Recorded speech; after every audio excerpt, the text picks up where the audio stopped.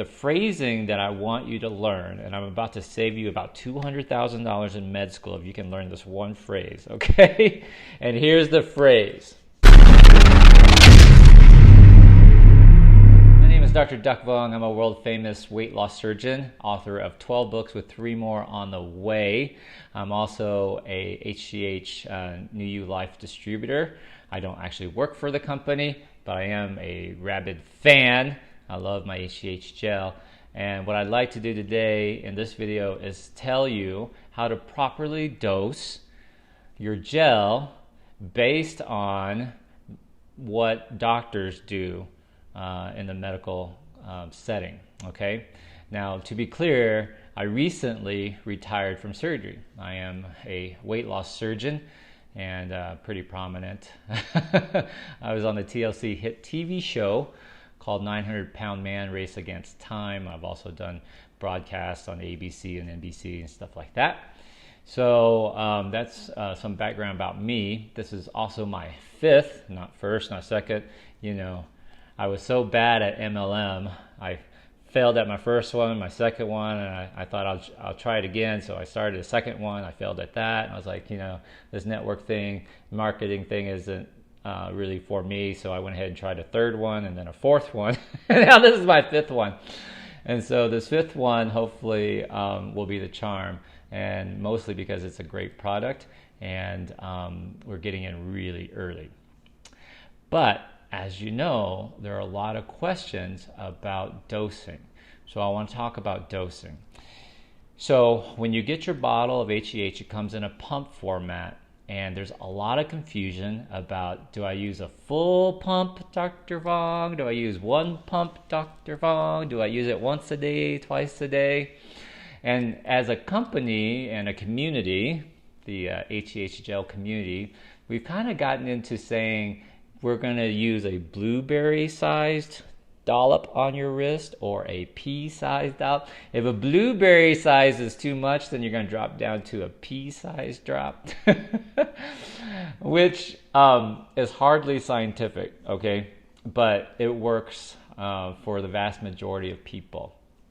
Now, from what I understand, the company, New You Life, is working on a more accurate delivery pump mechanism.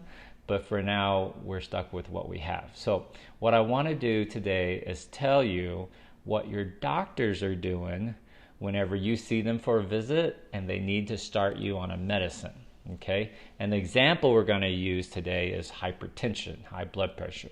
Now, I'm not making any medical claims. I'm not talking about any medical diseases in regards of what the gel can do, but I'm giving you what a doctor perspective would be.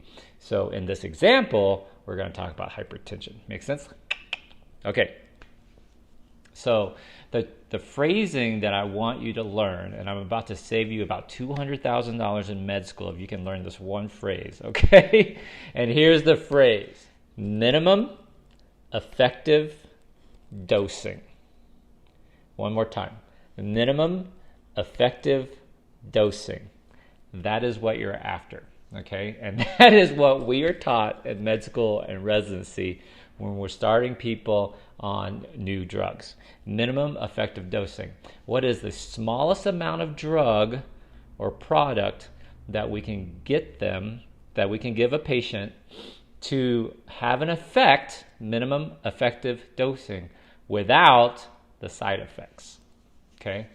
So what is the least amount of drug we can give to a patient to have the desired result without the unwanted side effects? And that's the answer to how much you should be dosing your gel. It's the minimum effective dosing. So I will give you an example. If you go see your doctor, first thing you're going to do is pay a copay, right? But you go see your doctor, and doctor says, you know what, Mary, your blood pressure is a little bit high. So what does he do? He says, let's start you on this blood pressure pill. Come back in a month and see what you're doing. And usually they'll start you on a pretty low dose. Let's call it 10 milligrams of any sort of medicine. It doesn't really matter. Blood pressure medicine. So you come back next month and you bring the recordings, and he looks over your chart and he says, all right, Mary, so we started you on the lowest dose, but it turns out your blood pressure is still high. So what does the doctor do at that point? You got it. He says, let's increase the dose. I don't know about you, but that sounds a lot like instead of 1 pump, try 2 pumps. 1 blueberry, try 2 blueberries. That sounds a lot like that to me.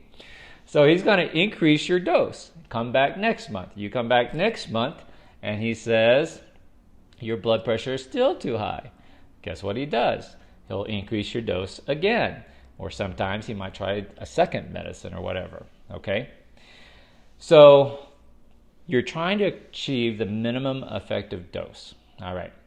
Now let's say, for example, he starts you on a medicine, you come back, and instead of having your blood pressure normalize, you end up fainting.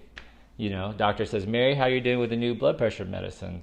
And she goes, I don't know, but I'm going to tell you, every time I stand up, I get really lightheaded and dizzy. And the other day in church, because it always happens in church, right? The other day in church, I fainted. So what does that tell you? That tells you that her blood pressure is dropping too low when she stands up. That's called orthostatic hypotension. So she stands up, all the blood rushes out her head, and she faints or gets lightheaded and dizzy. In which case the doctor says what? Hey, let's back down on your dose. So maybe instead of 20 milligrams, let's back it off, or break the pill in half, for example. Okay? So you don't want the side effects. You want the positive benefits without the side effects. Okay? Now, this matters because you can't tell little Mary, who's 5'2" grandmother, to take the same dose as a 6'2", 250-pound muscle bodybuilder guy in his 30s. Make sense? It'd be silly, right? In fact, you might even start the younger dude on a stronger dose, but you never know. That's the variability of medicine. We just never know. That's why we always call it a practice. Did you ever notice that? Your doctor always has a medical practice. It's because we're always practicing on patients. No other thing is called a practice.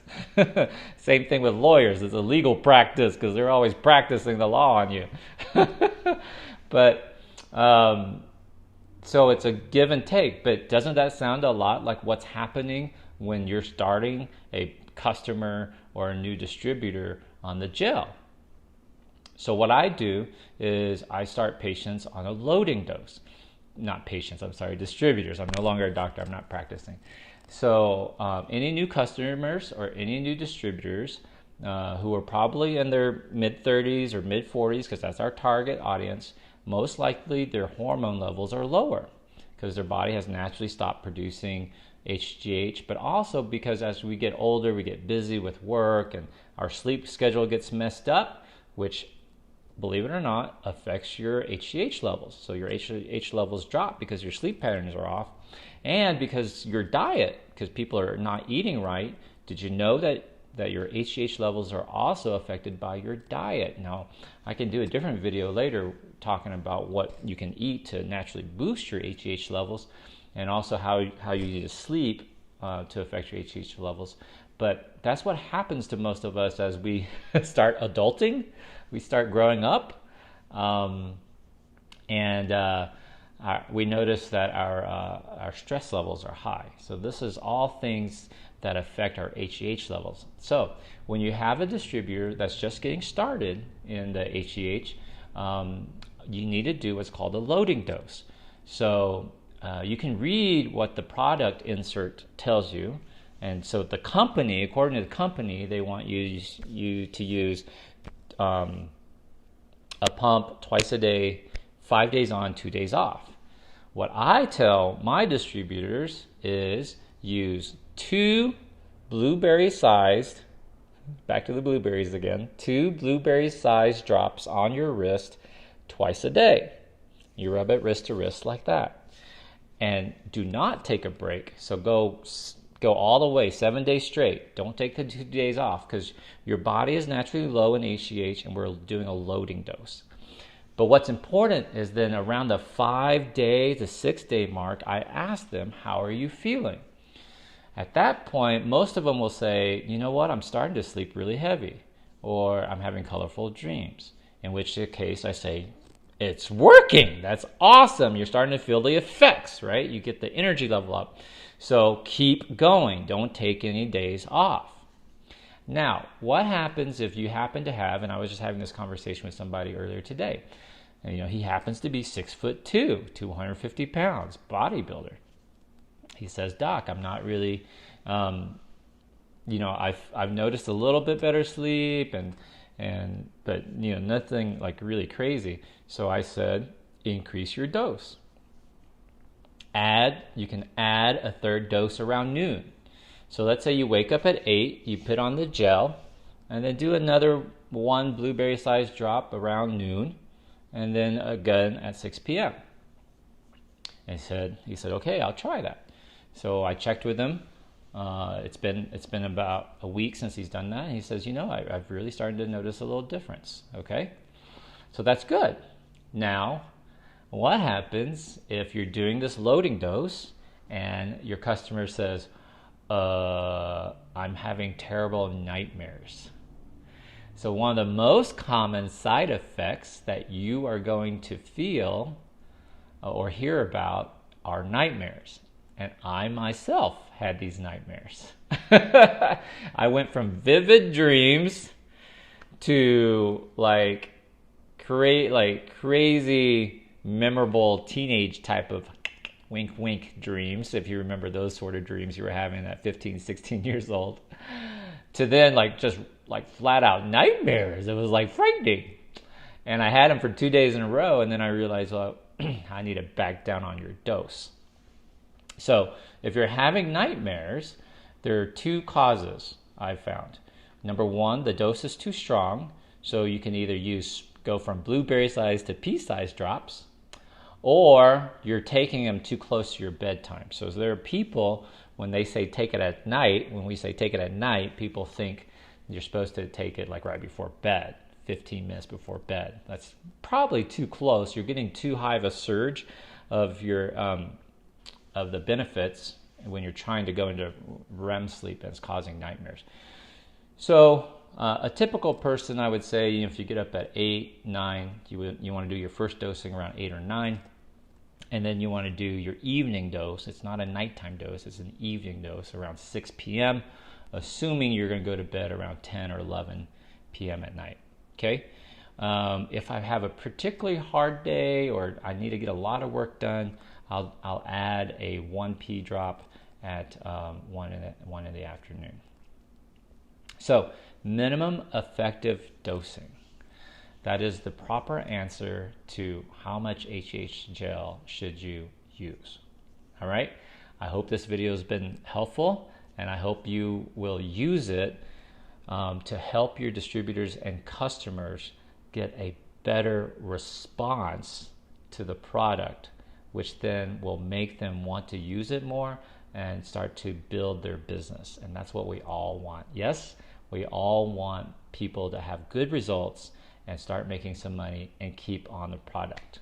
Cool? Thank you guys for watching. Hope to see you next time.